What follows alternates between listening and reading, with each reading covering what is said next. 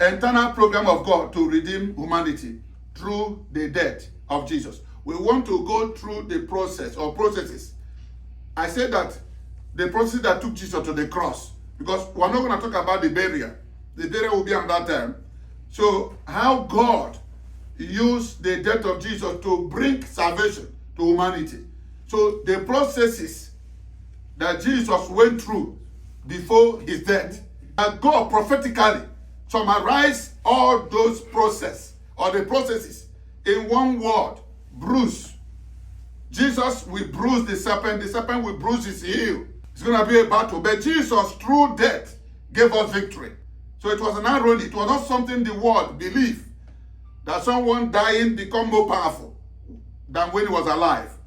When you read John 12, from verse 31 to 33, you will see the accomplishment of that prophecy that God said in Genesis 3:15, that there's gonna be a battle, that the devil who have deceived man shall not go unpunished, that he, God Almighty, has mapped out a plan or strategy. That's what we call eternal program, to stop the devil mess and knock him down. The punishment he thought that man will suffer, he will revise it back to devil. But this time, it's not going to be the man that will fight. God will himself bring a solution. But at that time, God did not mention Jesus. What God mentioned was seed, not plural, one.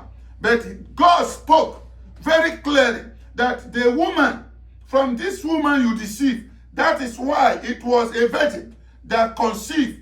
Because God spoke clearly that this same woman whom you have stolen her glory and have dethroned her and have rendered her useless and helpless, I will also come through her.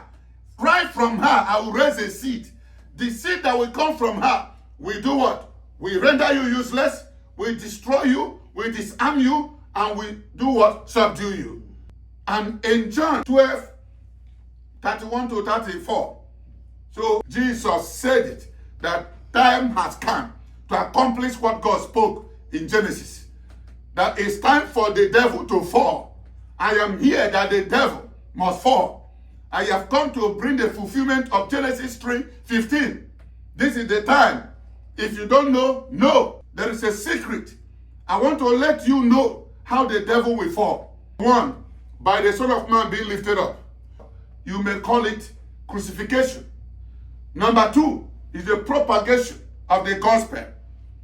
Everyone pointing to the work of God through the cross of Calvary.